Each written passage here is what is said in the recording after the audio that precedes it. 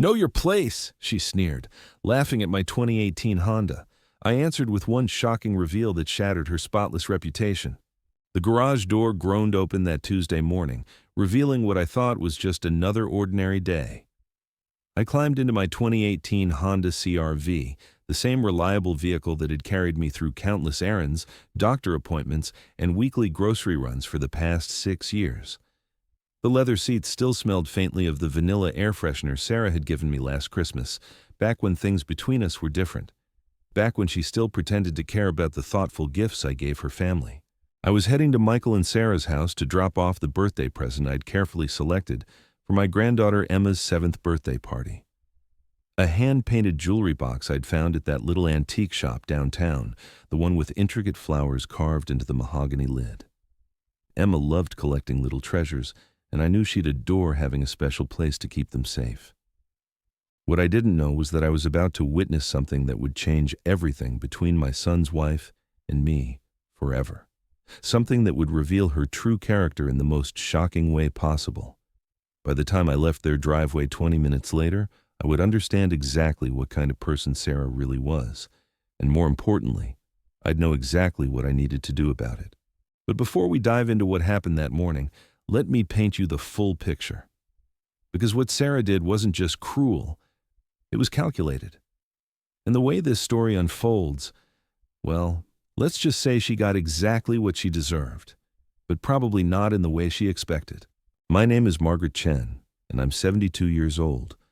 I've been a widow for 8 years now, ever since my husband David passed from a sudden heart attack. Those first few years after losing him were the hardest of my life. David and I had been married for 38 years, and suddenly I was navigating everything alone. The house felt too big, too quiet, too empty without his laughter filling the rooms we'd shared for decades. That's when Michael, my only son, started insisting I move closer to his family. He and Sarah had just bought their dream house in Westfield, a beautiful suburban neighborhood with tree-lined streets and perfectly manicured lawns. They had 2 children, Emma and little Jake, and Michael painted this picture of grandparents' Sunday dinners and holiday gatherings where I'd be surrounded by family. It sounded perfect. After years of loneliness, the idea of being close to my grandchildren, of having a real purpose again, made my heart sing. So I sold the house David and I had built together, packed up 40 years of memories, and moved to a modest apartment just 15 minutes from Michael's house, close enough to help when needed, far enough to maintain my independence. For the first year, everything seemed wonderful. I was the doting grandmother who picked up Emma from school when Sarah had her book club meetings. I babysat on date nights, helped with homework, and made my famous chocolate chip cookies for every school event. Sarah would call me when Jake had a fever and she needed someone to watch Emma. I'd drop everything and rush over, grateful to be needed, grateful to be part of their lives. But gradually, things started to shift. The requests for help became expectations. The polite thank yous disappeared.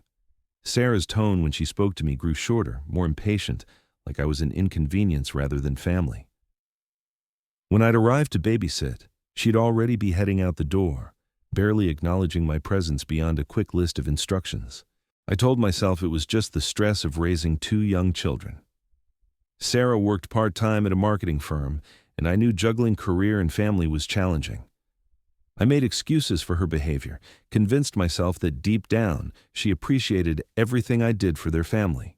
The truth was, I was desperate to maintain my connection to Michael and the grandchildren. After David died, they were all I had left. So I swallowed every small slight, every dismissive comment, every moment when Sarah made me feel like I was intruding rather than helping. I convinced myself that family meant accepting people's flaws, that love meant being patient, even when patience felt impossible. Looking back now, I can see how naive I was, how I'd trained Sarah to treat me like a convenient service rather than a family member. Every time I said yes when I wanted to say no, every time I smiled when she hurt my feelings, every time I prioritized keeping peace over demanding respect, I was teaching her that my dignity was negotiable. But that Tuesday morning, as I pulled into their circular driveway with Emma's birthday present carefully wrapped in the passenger seat, I had no idea that everything was about to change. I had no idea that Sarah's mask was about to slip completely, revealing the person she'd been hiding beneath all those forced smiles and fake pleasantries. The house looked picture-perfect as always. Sarah had a gift for staging their life to look like something out of a home decorating magazine. The front lawn was emerald green without a single weed, bordered by perfectly trimmed hedges and seasonal flowers that she replaced every few months. The wraparound porch held matching wicker furniture with coordinated cushions, and hanging baskets overflowed with trailing petunias. Everything about their home screamed success and sophistication. Michael had done well for himself in commercial real estate, and Sarah made sure everyone knew it. She drove the latest model luxury SUV, wore designer clothes to the grocery store, and their children attended the most expensive private school in the district. Not that I judged them for their success. David and I had worked hard too, and we'd been comfortable in our own way. But where we'd been modest about our achievements, Sarah seemed to view wealth as a competition. She had a way of mentioning the cost of things, of name-dropping expensive brands, of making sure everyone understood exactly how much their lifestyle cost. I parked my CR-V behind her gleaming white Escalade and gathered Emma's present from the passenger seat. The morning sun was bright and warm, promising a perfect day for a 7-year-old's birthday celebration. Through the front windows, I could see colorful balloons and streamers, evidence of the elaborate party Sarah had been planning for weeks. As I walked toward the front door, I felt that familiar flutter of anxiety I'd grown accustomed to when visiting their house. That subtle tension of never knowing what version of Sarah I'd encounter. Would she be the gracious hostess who welcomed me warmly, or would she be the impatient woman who made me feel like I was interrupting something more important? I rang the doorbell and waited, listening to the sounds of children's laughter and adult conversation drifting from inside. Emma's birthday party was already in full swing, and I was looking forward to seeing my granddaughter's face light up when she opened her present. The door swung open, and Sarah appeared in a flowing sundress that probably cost more than my monthly grocery budget. Her blonde hair was styled in perfect beach waves, her makeup flawless despite the chaos of hosting a children's party. She looked like she'd stepped off the pages of a lifestyle blog, every detail carefully curated to project effortless elegance. "Oh, Margaret," she said, her voice carrying that familiar note of resigned tolerance. "You're here. Not hello or welcome or thank you for coming. Just acknowledgement of my presence, like I was a delivery person she'd been expecting." But I'd learned to read between the lines of Sarah's communications, and today felt different.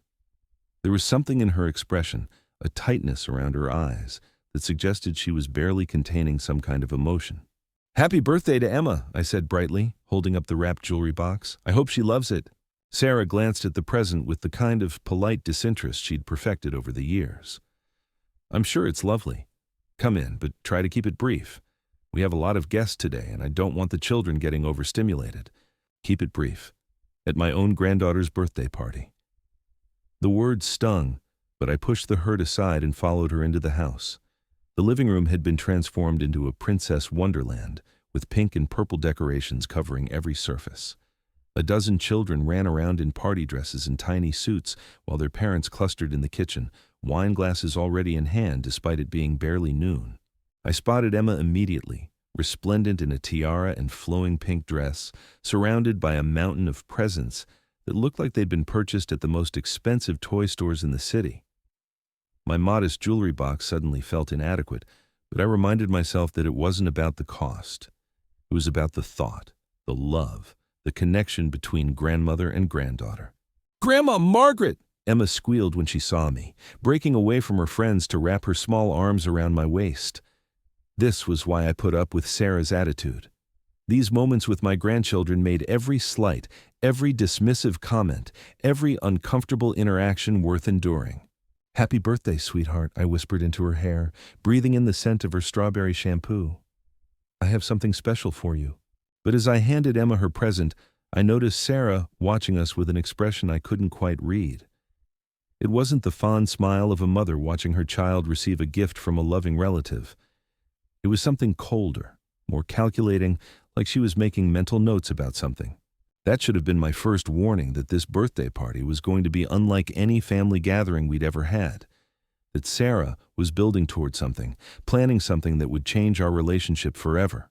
But in that moment, surrounded by the chaos of a children's party, watching Emma's excited face as she felt the weight of her present through the wrapping paper, I was still the naive grandmother who believed that family love could overcome any obstacle. I had no idea that in just a few minutes Sarah would reveal exactly what she thought of me, my car, and my place in their family.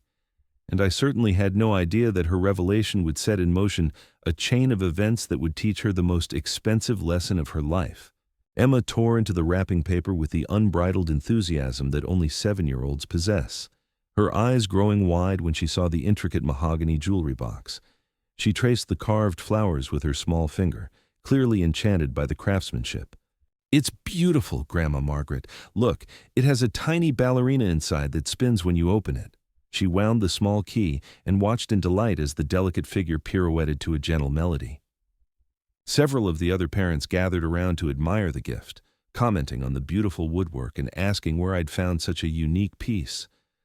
For a moment, I felt proud, validated in my choice. This was exactly the reaction I'd hoped for. But Sarah's response cut through my satisfaction like a blade through silk. "How quaint," she said, her voice dripping with condescension. "It's very vintage. I'm sure Emma will find somewhere to put it." She said the word vintage like it was synonymous with outdated or worthless, her tone making it clear that she considered my gift a charitable donation rather than a thoughtful present. The other parents shifted uncomfortably, sensing the tension, but not quite understanding its source. I felt heat creep up my neck, that familiar burn of embarrassment that Sarah had become so skilled at inflicting. But I forced a smile and focused on Emma's genuine joy, reminding myself that her happiness was what mattered. "Well, I should let you get back to the party," I said, starting to gather my purse. I'd learned over the years that extended visits often led to more opportunities for Sarah to make me feel unwelcome. "Actually, Margaret," Sarah said, her voice taking on that particular tone she used when she was about to ask for something. "Since you're here, would you mind running to the store? We're running low on ice and I can't leave in the middle of the party." "Of course. Not, would you mind helping us out, or could I ask a favor?" Just the assumption that I would drop everything to handle her oversight. But what struck me wasn't the request itself, it was what happened next. "You can take my car," she continued, dangling her keys with an air of generosity that felt more like condescension. "It'll be faster than walking to yours." That's when I realized she hadn't actually seen my car yet.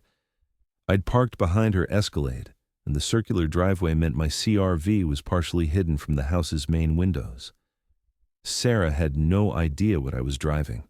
"That's okay," I said politely. "My car's right here. It'll just take a few minutes." Sarah followed me toward the front door, chattering about party logistics and the challenges of hosting 12 children. But as we stepped onto the porch, her voice died mid-sentence.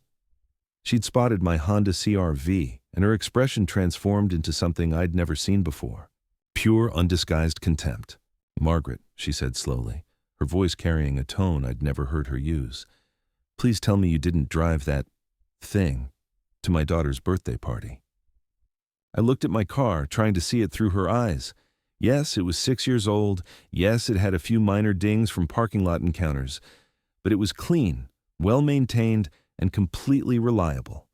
It had served me faithfully through every season, every errand, every emergency. "It's a good car, Sarah. It's never given me any trouble." She laughed then, not a polite chuckle or an amused giggle, but a harsh, mocking sound that carried across the perfectly manicured lawn. Several of the party guests who'd spilled onto the porch turned to see what was so funny. "Good car?" Sarah's voice rose with each word, her laughter becoming more pronounced. "Margaret, that's a soccer mom minivan from 2018. Do you have any idea how that looks parked in front of our house? What our neighbors are going to think?" The words hit me like physical blows. I could feel the stares of the other parents, could see the mixture of embarrassment and curiosity on their faces.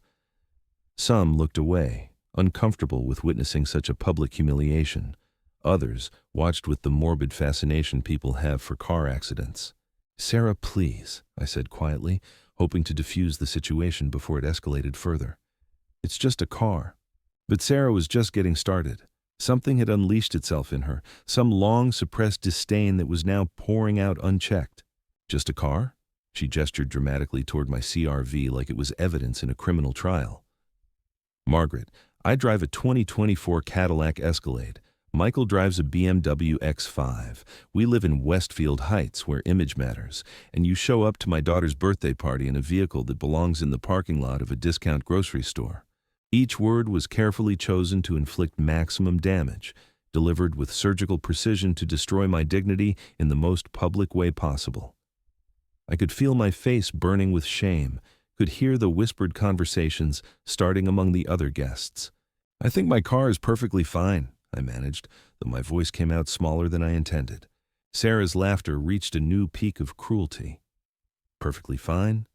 Margaret, that car is what people buy when they've given up on life, when they've accepted that mediocrity is good enough. It's the automotive equivalent of surrender." She paused, looking around at her audience of horrified party guests, clearly enjoying having a captive crowd for her performance. "Do you know what I told Michael when he said you were moving closer to us?" I said, "I hope your mother understands that we have standards to maintain." And then you show up to important family events in a vehicle that screams, "I shop at thrift stores and clip coupons." The silence that followed was deafening. Even the children had stopped playing, sensing that something significant was happening on the porch. I could see Emma through the window, her little face pressed against the glass, confusion clouding her features as she watched her grandmother being publicly eviscerated by her mother. "Sarah," one of the other mothers said softly, clearly uncomfortable with the direction this had taken. "Maybe we should—" "No, Jennifer," Sarah cut her off, her voice sharp with authority. "I think it's important that everyone understands something here. This is what happens when people don't recognize their place in the social hierarchy. When they think that showing up is enough, regardless of how inappropriate their presence might be." She turned back to me, her eyes glittering with a malice I'd never seen before. "Margaret, I've been patient with you for years, patient with your outdated clothes, your bargain-hunting mentality, your complete inability to understand that presentation matters. But this," she gestured again toward my car, "this is where I draw the line. You cannot continue to embarrass our family with your refusal to maintain even basic standards." The words kept coming, each one more devastating than the last. Sarah had clearly been storing up these grievances for years, and now she was unleashing them all at once, using my car as the catalyst for expressing every resentment she'd been harboring. "Do you know what the neighbors are going to say when they see that eyesore in our driveway? Do you understand how this reflects on Michael's professional reputation? He works in commercial real estate, Margaret. Image is everything in his business, and you're sabotaging his success with your determination to live like someone who's given up." I stood there, frozen by the sheer viciousness of her attack, unable to process how quickly this had escalated from a simple birthday party visit to a public character assassination. The woman I'd been trying so hard to please, the daughter-in-law I'd bent over backward to accommodate, was revealing her true feelings about me in the most humiliating way possible. But what happened next would prove that Sarah had made the biggest mistake of her life. Because while she was busy destroying my dignity in front of a dozen witnesses, she was also revealing something about herself that would come back to haunt her in ways she never could have imagined. You see, what Sarah didn't know was that my seemingly modest Honda CR-V was about to become the instrument of her own downfall. And the lesson she was about to learn would cost her far more than the price of any luxury vehicle she'd ever owned. But what Sarah didn't realize in that moment of cruel triumph was that she'd just made a catastrophic error.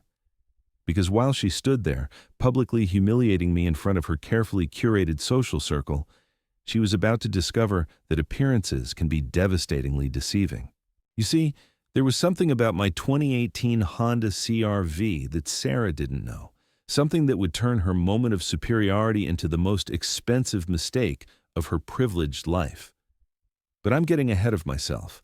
Let me tell you exactly what happened next, because the way this unfolded was nothing short of poetic justice. As Sarah's laughter echoed across the perfectly manicured lawn, I felt something inside me shift. Not break, not crumble, but crystallize into something harder and more focused than I'd felt in years. The hurt was still there, sharp and immediate, but underneath it was growing something I hadn't experienced since David died. Purpose. "You're absolutely right, Sarah," I said quietly. my voice steady despite the storm raging in my chest. Image does matter, and you've just shown everyone here exactly who you really are. Her laughter faltered slightly, but she recovered quickly, emboldened by her audience and drunk on her own cruelty. Oh, Margaret, don't try to turn this around. Everyone can see exactly what's happening here. You're embarrassed because you finally got called out for your complete lack of standards. She gestured grandly toward the assembled parents, most of whom were now studying their shoes or finding sudden interest in their wine glasses. I mean, look around you. Do you see anyone else here who would show up to a child's birthday party in a vehicle that belongs in a junkyard? That's when Jennifer Morrison, a soft-spoken woman I'd met at a few school events, cleared her throat uncomfortably. Sarah, I think maybe— What, Jennifer? You think I'm being too harsh? Sarah's voice took on that particular edge she used when she felt challenged. Look, I know everyone here is too polite to say it, but somebody needs to tell Margaret the truth. This is Westfield Heights, not some strip mall in the suburbs. We have standards here. She turned back to me, her face flushed with the excitement of someone who'd finally found an outlet for years of suppressed disdain. Margaret, I've tried to be patient with you. I really have. When you wear those discount store outfits to school events, I bite my tongue. When you bring homemade cookies instead of ordering from the bakery everyone else uses, I smile and pretend it's charming. But this car situation is where I draw the line. The other parents were shifting uncomfortably now, clearly recognizing that Sarah had crossed from social correction into something much uglier. But she was too intoxicated by her own performance to notice the changing mood of her audience. Do you know what Michael's colleagues are going to think when they see that eyesore parked in front of our house? Do you understand how this affects his professional reputation? Image matters in commercial real estate, Margaret. Everything matters. The clothes you wear, the car you drive, the way you present yourself to the world. I could see Emma's face in the window, her small features twisted with confusion as she watched her mother attack her beloved grandmother. That sight sent a fresh wave of anger through me, but I kept my voice level.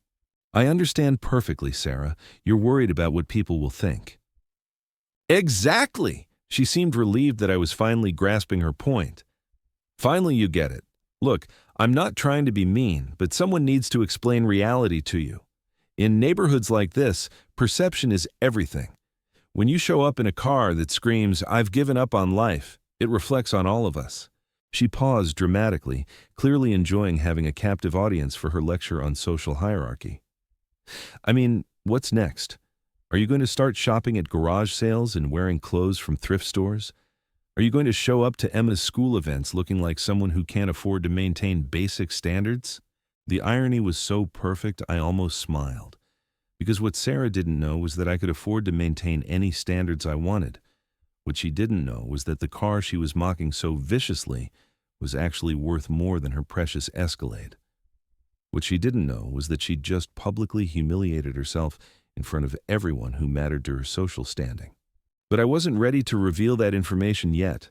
Not here, not now, not in front of Emma's birthday party guests. Sarah had chosen the time and place for this confrontation, but I would choose the time and place for her education.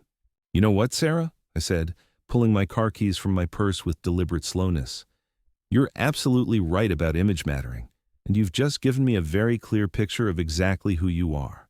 Something in my tone must have penetrated her euphoria because her expression flickered for just a moment, but she recovered quickly, too committed to her performance to back down now. Good. I'm glad we finally understand each other. Maybe now you'll consider upgrading to something more appropriate for someone associated with our family, something that won't embarrass Michael at his company events.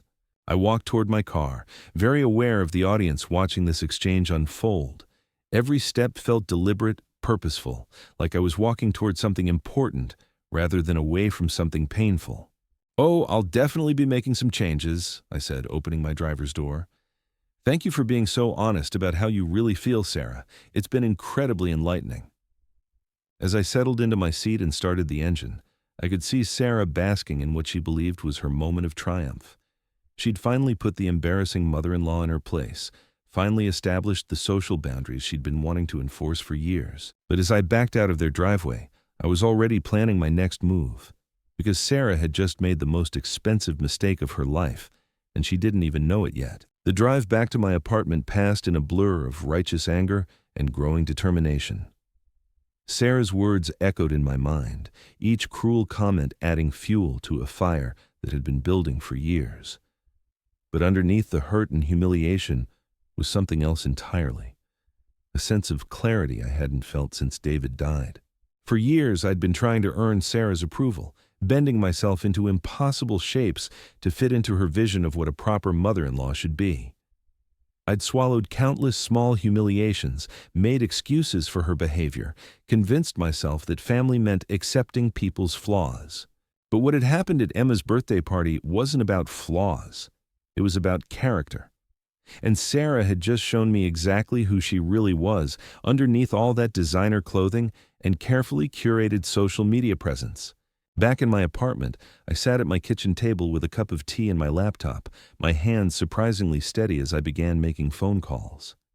The first was to my financial advisor, Patricia Chen, who'd been managing my investments since David passed away. "Margaret, how lovely to hear from you. How are you doing?" "I'm doing very well, Patricia. I need to discuss some changes to my investment strategy." We talked for nearly an hour about liquidating certain positions, about moving money around, about preparations I needed to make for what was coming next.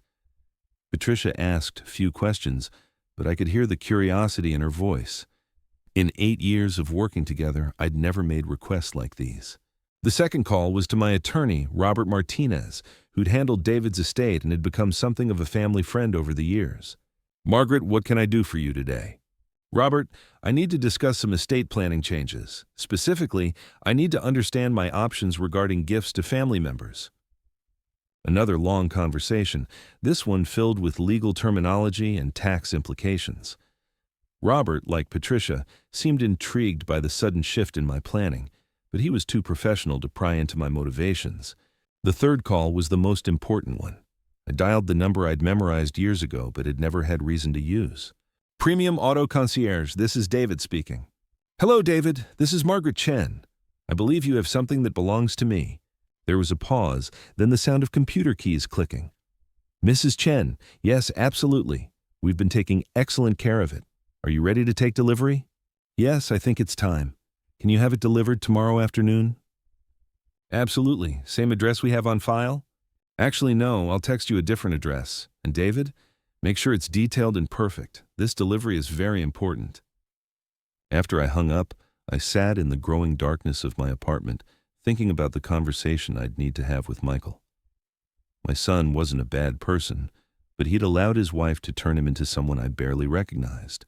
Someone who stood by silently while his mother was publicly humiliated at his daughter's birthday party. That conversation could wait, though. First, Sarah needed to learn exactly what kind of mistake she'd made, and tomorrow afternoon, she was going to get an education that would cost her more than any luxury vehicle she'd ever owned. I opened my laptop and began typing an email to my son, choosing my words carefully.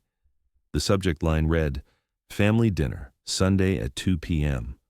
The message was brief and cordial, simply requesting that Michael and Sarah bring the children to my apartment for a family meal. Nothing in the tone suggested anything other than a grandmother's desire to spend time with her family. But what I didn't mention in the email was that Sunday's dinner would include some very special guests. And by the time dessert was served, Sarah would understand exactly what happens when you judge people based on appearances. The next morning, I woke with a sense of purpose I hadn't felt in years. I dressed carefully in one of my nicer outfits, did my hair, and put on the pearl earrings David had given me for our 30th anniversary. If image mattered as much as Sarah claimed, then I wanted to look perfect for what was coming. At exactly 2 p.m., I heard the rumble of a truck engine in the parking lot outside my apartment building. I looked out my window and smiled at what I saw. A pristine car carrier truck, the kind used to transport vehicles worth more than most people's houses. My phone buzzed with a text from David at Premium Auto Concierge. "Delivery in progress. Vehicle is perfect. Enjoy, Mrs. Chen." I grabbed my purse and headed downstairs, my heart racing with anticipation. The delivery driver, a professional-looking man in a crisp uniform, was already lowering the ramp when I approached. "Mrs. Chen, I need to verify your identity and get a signature." I handed him my driver's license and watched as he checked it against his paperwork. Everything looks perfect. Your vehicle has been maintained to factory specifications throughout the storage period. Oil changes, tire rotations, battery maintenance, everything exactly as you requested. As the ramp lowered completely, revealing what had been hidden on the upper level of the carrier, I felt a surge of satisfaction that was almost overwhelming. Because there, gleaming in the afternoon sunlight like a masterpiece of automotive engineering, was the reason Sarah's laughter was about to become the most expensive sound she'd ever made. The delivery driver handed me the keys with a smile. "She's a beauty, Mrs. Chen. I hope you enjoy her." Oh, I was going to enjoy this more than he could possibly imagine. Because in less than 24 hours, Sarah was going to discover that the car she'd mocked so cruelly was just a decoy. A practical daily driver I'd been using to blend in, to avoid drawing attention, to live quietly in a world where I'd learned that sometimes it was safer to hide your true circumstances. But hiding was over now. Sarah had forced my hand with her public humiliation, her cruel laughter, her complete lack of respect for the woman who'd been nothing but generous to her family for years. Tomorrow, she was going to learn that appearances can be deceiving in the most expensive way possible, and the lesson was going to cost her far more than the price of any luxury vehicle she'd ever owned. I spent that evening making careful preparations, each detail planned with the precision David used to apply to his business deals. The guest list for Sunday dinner required particular attention. I called my neighbor Mrs. Patterson, whose husband ran the luxury car dealership downtown. Then, I reached out to Jennifer Morrison, the woman who'd tried to defend me at Emma's party. Finally, I contacted my old friend Carol Williams, whose daughter worked as a society reporter for the local newspaper. Each conversation was casual, friendly, nothing that would raise suspicions. Just a lonely grandmother inviting people over for Sunday dinner, hoping to create a warm family gathering. I mentioned that Michael and Sarah would be bringing the children and how much I was looking forward to everyone meeting. What I didn't mention was the surprise that would be waiting in the parking lot when they arrived. Saturday morning brought a call from Michael that I'd been expecting. "Mom, about dinner tomorrow. Sarah's feeling a bit under the weather and she's wondering if we could possibly reschedule." I could hear the strain in his voice, the careful way he was delivering what was obviously Sarah's message. She was having second thoughts about facing me so soon after her performance at the birthday party. Perhaps some of her friends had mentioned how uncomfortable the whole scene had made them feel. "Oh, that's too bad," I said warmly. "I've already prepared everything, and I've invited some lovely people for you all to meet. I think Sarah will particularly enjoy the conversation. Tell her I insist she come." Sometimes the best remedy for feeling poorly is being surrounded by family and friends. There was a pause, and I could practically hear him weighing his options. Michael had always been conflict-averse, caught between his wife's demands and his mother's feelings. For years, I'd made it easy for him by always backing down, always accommodating Sarah's wishes. "Mom, maybe it would be better if—" Baiki. "Michael," I interrupted gently, "I haven't asked for much over the years. I've been understanding about missed holidays, canceled visits, all the times you've chosen Sarah's family events over mine. This one time, I need you to choose me. Can you do that for your mother?" The silence stretched long enough that I wondered if he'd hung up. When he finally spoke, his voice was quieter, more thoughtful than it had been in months. "You're right, Mom. We'll be there at 2:00. "Wonderful. And Michael? Make sure Sarah wears something nice. I want her to feel comfortable with my other guests." Sunday morning arrived with perfect autumn weather, crisp and clear with golden sunlight streaming through my apartment windows. I spent extra time on my appearance, choosing an elegant navy dress David had always complimented, adding my good jewelry, styling my silver hair with particular care. The dining table was set with my finest china, the pieces I'd inherited from my mother and rarely used since David's passing. Crystal wine glasses caught the light, and fresh flowers from the florist created centerpieces that would have impressed even Sarah's exacting standards. At 1:30, my first guests began arriving. Mrs. Patterson came with her husband Bill, both of them curious about the family dinner I'd described. Jennifer Morrison brought a bottle of wine and genuine warmth, clearly hoping to smooth over any lingering tension from the birthday party incident. Carol Williams arrived with her daughter Rebecca, the society reporter, who seemed delighted to be included in what I'd described as an intimate family gathering. "Margaret, your apartment looks absolutely lovely," Carol said, admiring the way I'd arranged everything. "And those flowers are gorgeous. You always did have such elegant taste." I smiled, accepting the compliments while checking my watch. 5 minutes until Michael and Sarah were due to arrive. 5 minutes until Sarah discovered that her cruel laughter had set in motion consequences she never could have imagined. The knock came at exactly 2 p.m. Michael's punctuality had always been one of his better qualities, inherited from his father's respect for other people's time. I opened the door to find my son holding Emma's hand, while Jake clung to Sarah's designer handbag. Sarah had clearly made an effort with her appearance, wearing what I recognized as an expensive wrap dress and heels that probably cost more than most people's monthly rent. Her makeup was flawless, her hair styled in those effortless waves that actually required considerable effort to achieve. "Mom," Michael said, leaning in to kiss my cheek, "the apartment looks beautiful." "Thank you, sweetheart. Come in, everyone. I have some wonderful people I want you to meet." As they entered, I watched Sarah's expression shift from polite resignation to surprise as she took in the other guests. She recognized Jennifer from the birthday party, of course, but the others were clearly unexpected. Her social instincts kicked in immediately, scanning faces and clothing to assess the social status of each person present. "Sarah, I'd like you to meet my dear friend Carol Williams and her daughter Rebecca, who writes for the society pages. And this is Bill and Helen Patterson. Bill owns Patterson Luxury Motors downtown." I could see Sarah's mental calculations shifting as she processed this information.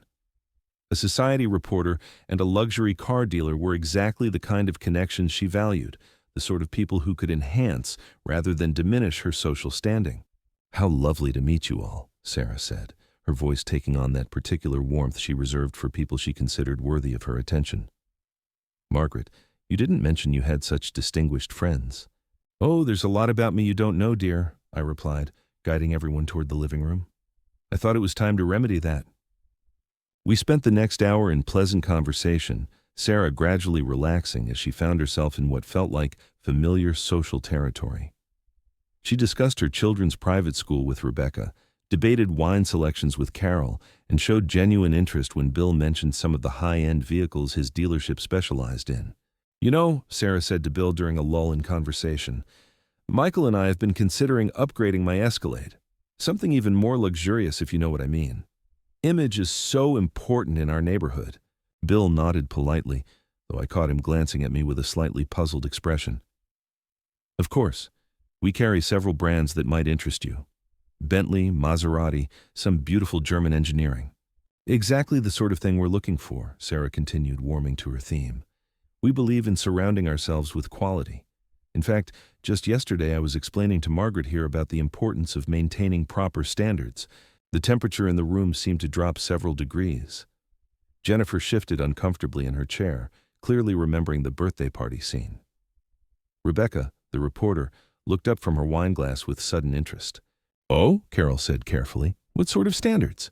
Sarah, oblivious to the warning signs around her, launched into what was clearly a rehearsed speech about social expectations and appropriate behavior.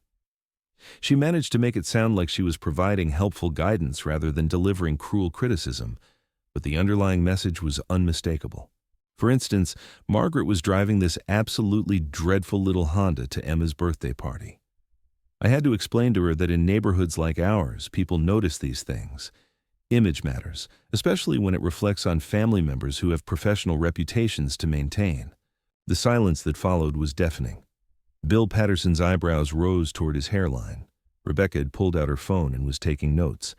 Even Michael looked uncomfortable with his wife's casual cruelty. "A Honda CR-V?" Bill asked slowly. "Margaret, you drive a Honda CR-V?" "I do," I confirmed, meeting his eyes steadily, "though I'm thinking of making a change." Sarah laughed, the same harsh sound that had echoed across her lawn 2 days earlier. "Finally! I was beginning to think you'd never recognize how inappropriate that vehicle was for someone associated with our family." That's when I stood up, smoothing my dress and walking to the window that overlooked the parking lot. "Sarah, dear, would you mind coming here for a moment? I have something to show you." She rose gracefully, clearly expecting to see whatever modest replacement vehicle I'd managed to acquire.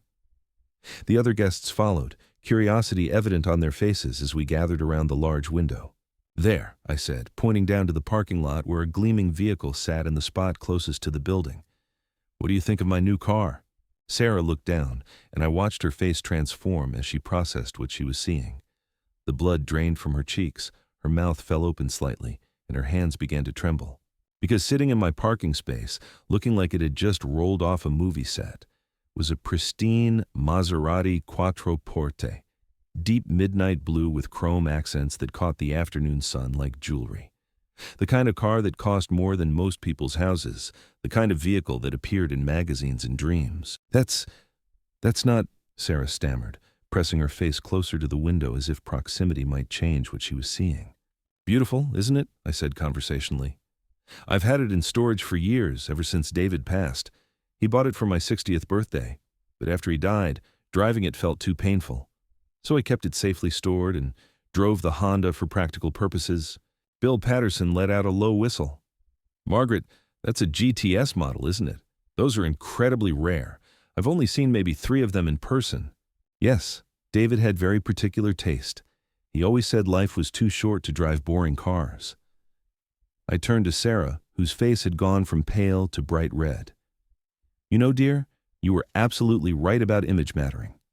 I realize now that I've been hiding who I really am, trying to blend in instead of being proud of what David and I built together. Rebecca, the society reporter, had moved closer to the window and was openly taking photos with her phone. Mrs. Chen, this is fascinating. You've been driving a Honda while you owned a Maserati? That's quite a story. Oh, there's more to the story than that, I said, savoring every word. You see, Sarah made such a compelling argument about the importance of proper vehicles that I decided to make some changes, not just to what I drive, but to how I live. I walked back to my purse and pulled out a folder I'd prepared, handing it to Rebecca with a smile. These are photos of some other items David left me that I've kept in storage. I think your readers might find them interesting. Rebecca opened the folder, her eyes widening as she flipped through images of jewelry, artwork, and luxury items that spoke to a level of wealth that made Sarah's Escalade look like economy transportation. Margaret, Carol breathed, studying the photos over her daughter's shoulder. I had no idea David left you so well provided for. He was a very successful man who believed in taking care of his family. But after he died, I chose to live quietly, modestly. I thought it was more appropriate for a widow to blend in rather than stand out. I glanced at Sarah, who looked like she might be sick. But my daughter-in-law helped me realize that hiding my true circumstances was a mistake. Michael had gone very quiet, understanding beginning to dawn on his face as he processed the implications of what was unfolding. Emma and Jake were pressed against the window, marveling at the beautiful car below. "Grandma, is that really yours?" Emma asked with wonder. "It is, sweetheart. Your grandfather bought it for me because he said every beautiful woman deserves a beautiful car."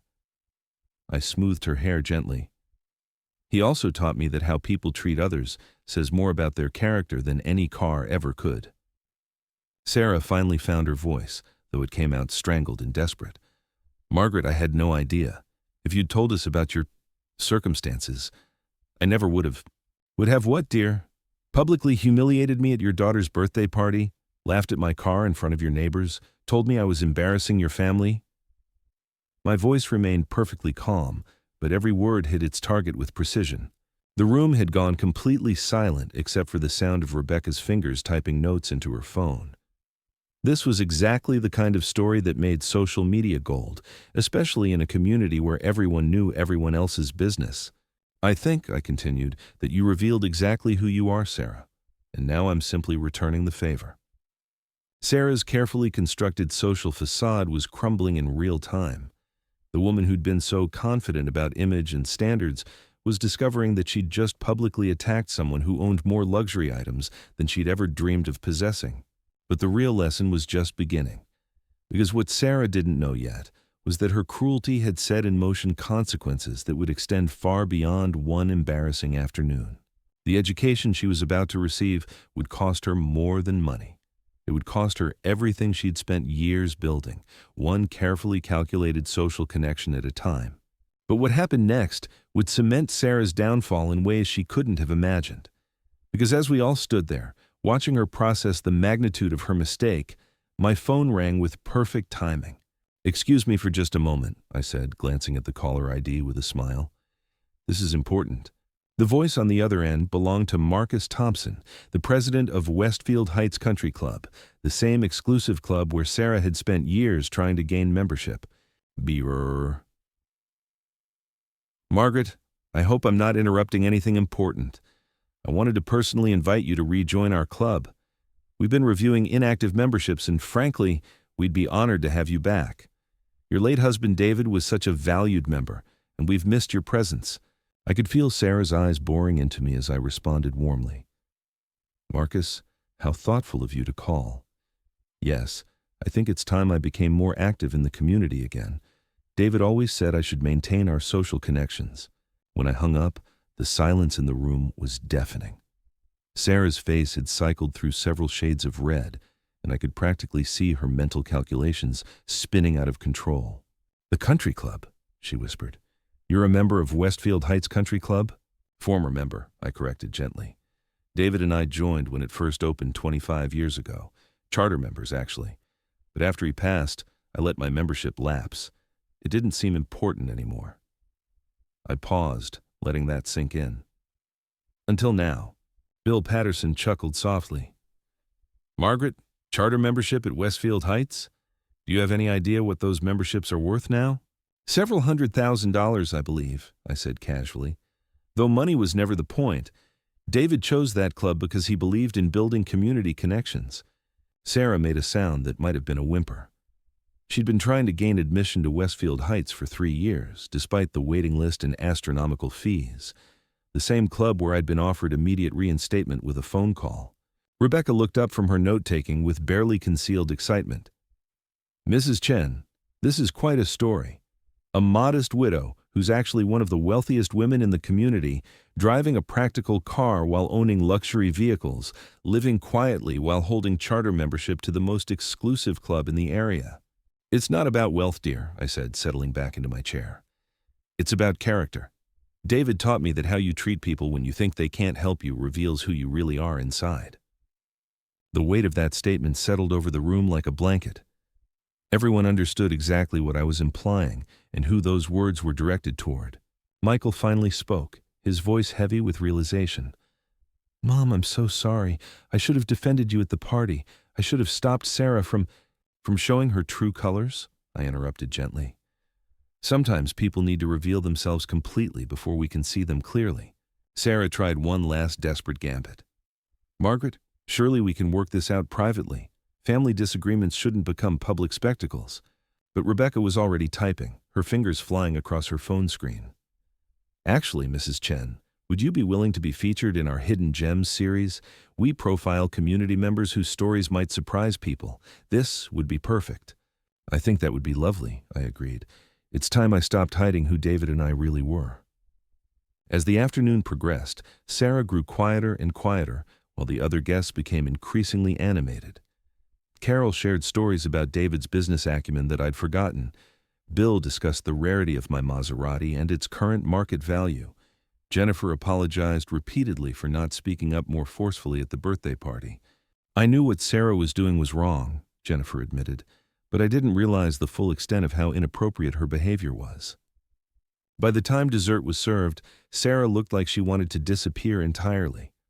Her phone had been buzzing constantly, probably with messages from friends who were already seeing Rebecca's social media posts about the mysterious wealthy widow in their midst. "Sarah," I said as we prepared coffee, "I want you to understand something important. This isn't about revenge or embarrassment. This is about respect." She looked up at me with something that might have been hope. "For years, I've watched you judge people based on appearances. You've dismissed me, ignored my feelings, and treated me like an inconvenience. But the truth is, I chose to live modestly because David taught me that real class isn't about what you own. It's about how you treat others." I poured coffee into delicate china cups, each movement deliberate and graceful. "You laughed at my car because you assumed it represented my worth as a person. You mocked my gifts because they weren't expensive enough for your standards. You excluded me from family events because you were embarrassed by what you thought I represented." Sarah's eyes filled with tears, but I wasn't finished. What you never understood is that I could have shown up to Emma's party in that Maserati. I could have worn jewelry worth more than your house.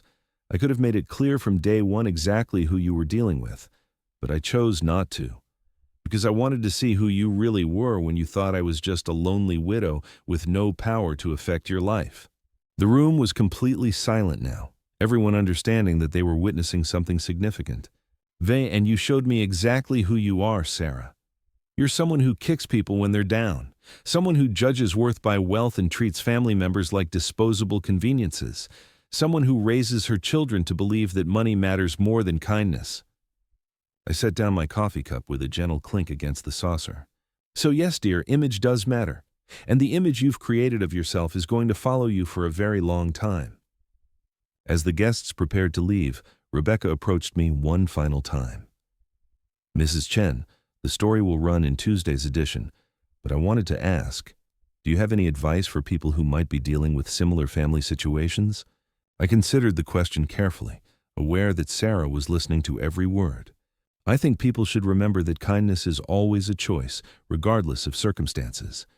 And those who choose cruelty often discover that their victims weren't as powerless as they appeared. After everyone left, Michael lingered with the children while Sarah waited in the car. My son looked older somehow, worn down by the weight of what he'd witnessed. Mom, I don't know how to fix this. You can't fix it, sweetheart. Sarah made her choices and now she has to live with the consequences. The question is what choices you're going to make going forward. He nodded slowly, understanding that his marriage would never be the same after today. Sarah's mask had been permanently removed, and everyone in their social circle would soon know exactly who she really was. The children can visit any time, I added softly. They shouldn't suffer because their mother forgot how to treat family with respect. As I watched them drive away in their expensive cars toward their expensive house, I felt something I hadn't experienced in years, complete peace with who I was and what I'd accomplished. David's voice seemed to whisper in the evening air. Well done, my love, well done. The next morning brought exactly what I'd expected. My phone rang early with calls from old friends who'd seen Rebecca's article online. The story had gone viral on social media, shared hundreds of times with comments ranging from admiration for my grace to outrage at Sarah's behavior. By noon, Sarah's carefully curated social media presence had been flooded with comments from people who'd recognized her from the story. Her Instagram posts about luxury items and exclusive events now looked different in the context of her cruelty to a family member she'd assumed was beneath her station. The country club called to expedite my membership renewal. The luxury car dealership offered to service my Maserati at no charge. Most importantly, Emma and Jake knocked on my door with Michael, asking if they could spend the afternoon with Grandma Margaret and see her beautiful car up close. As I watched my grandchildren explore every detail of the Maserati, their faces bright with wonder and excitement, I realized that Sarah had actually given me an unexpected gift. Her cruelty had forced me to stop hiding, to reclaim the life David had built for us, to step back into the world with confidence and dignity. The modest Honda CR-V still sat in its parking space, and I'd keep driving it for practical errands. But now everyone would know it was a choice, not a limitation. The difference between those two things I'd learned was everything. Sometimes the best revenge isn't revenge at all.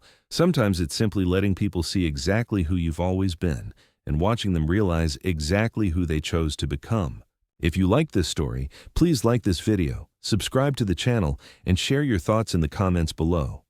Click the video on your screen to watch another story about family drama and unexpected justice. Thank you for watching.